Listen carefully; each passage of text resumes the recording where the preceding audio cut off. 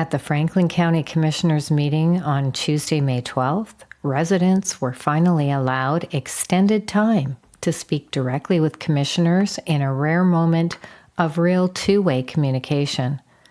But some of the most impactful comments came from resident Jim Roberts, who was there not to speak on data centers, but was talking about his situation. He unknowingly purchased property near the abandoned, generally hauling landfill without disclosure of contamination concerns.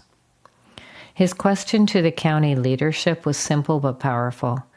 If government agencies have struggled for years to address an abandoned landfill, allegedly leaking pollution into the Meramec watershed, how can residents trust those same systems to protect rural communities from the long-term risks of massive hyperscale data center developments that are now being proposed in Franklin County? Today we're highlighting the comments of Patricia Schuba from the Franklin County Coalition. Good morning. Thank you, Commissioners. Morning. First, I want to say thank you to all the residents who are here today. I think it's amazing that we're actually engaging on these issues. We elect you, and I think it's important that you hear from the public. So thank you for providing this opportunity during your weekly meetings to listen to the public. And that actually today, as was pointed out, you're taking comments and actually interacting with the public. I came this morning to ask for accommodations at the hearing, and a few people have touched on that. But actually, there's an opportunity to both accommodate the schedule of the commission so that it's not an all-day, all-night kind of affair, but also give the opportunity for anyone in the public who wants to weigh in on this, because I do feel like your responsibility, your primary responsibility is to the public, not to corporations coming to the county looking for zoning code changes. And actually, RSMO 610.020.2 has that exact language about each meeting shall be held at a place reasonably accessible to the public and of sufficient size and accommodate the anticipated attendance by members of the public and at a time reasonably convenient to the public unless for good cause, such as a place of time is impossible or impracticable. I have had the honor and privilege to testify at many hearings, and some of them have been federal hearings. I've flown to D.C. to testify in front of the EPA. And at that time, what the EPA does in other state and federal agencies is they allow a time for the public to sign up that's bracketed. So my time on the 28th of May to speak about coal ash regulations and their rollback is between 2 and 4 o'clock Eastern time. So I can take time off from work to actually be available during that time. I don't know exactly when I'll be able to testify, but I know it's between 2 and 4 o'clock. I feel like most people, and the people I'm hearing from the county, are not available to get here by 8 a.m. and before 9 a.m. to sign up a card, a physical card, and then be available at any time during the day to testify. One of those is a member of our community who's a dairy farmer, and she's got a large family, and she lives in Villa Ridge. She'll be impacted by this. And on that morning, she has to milk her cows. She's got to get her kids to where they need to be.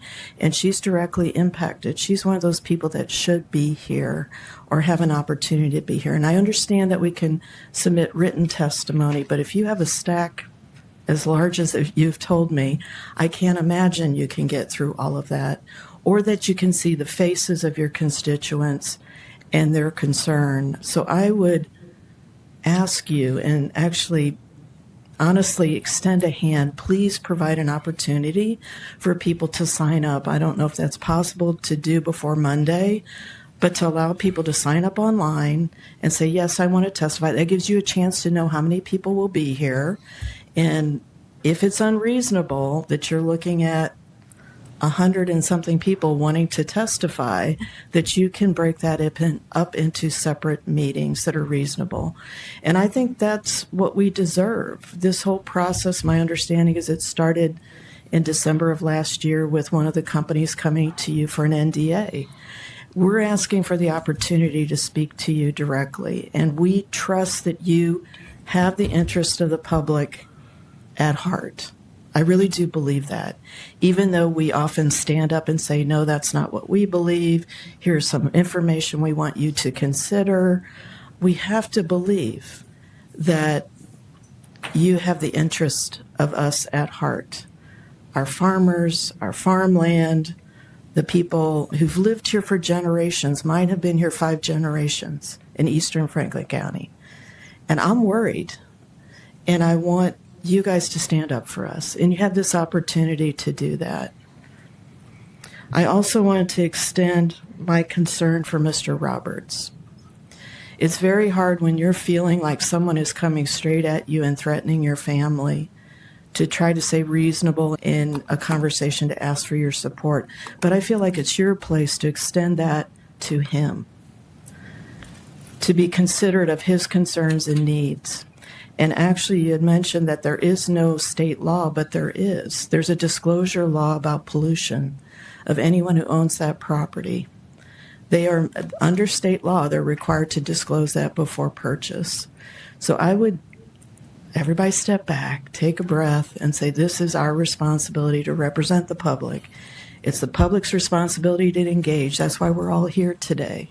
I'm supposed to be working, but I'm here. And I'm grateful for all these people who could take the time to be here. And I know there are thousands of us concerned about this that want to be in front of you and express that and have your concern be represented for us in this decision. I also want to add that I'm a little confused about when we get interaction with you and legally get representation with you. A hearing is a legal thing. It's on the record. That's all that really matters legally. So I would say the time is not after the hearing to engage with us, but before hearings.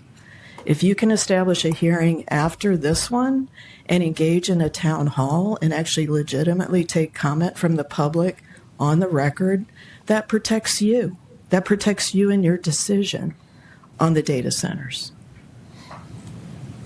So when we were engaging with the PNC, we were told we can't talk to you. We're being legally advised not to talk to you because the hearing is closed. So if Monday the hearing closes, I don't feel confident that you're actually really going to consider our comments. You legally don't have to, and you're going to be advised to that. So please think through those things, get additional counsel, talk to experts, because this is a big decision for all of us. I know you both live here. You've lived here for a very long time, and your families have. This is about all of us. So thank you for listening today, and I hope that you will consider having additional hearings, that you'll allow us to sign up for those times so that more people can participate, so that they don't have to be here the entire time and wonder when they're going to be able to testify. Is that something you feel like is reasonable and that you can accomplish for us? I'm one vote. So as a commission, we have to make a decision as a whole. And I've already stated my... But this is a procedural question. It's about how we hold our hearings in the county. That's probably more of a legal question then. No, it's a commission. It's a commission question. And you're being advised by your attorney. I would suggest to the commission that they not respond to that question. Of course you would, Mark. You're definitely right. Do you represent the county or who do you represent? Thank you, Patricia. All right, thank you. Thanks for your time. Off work and coming in here.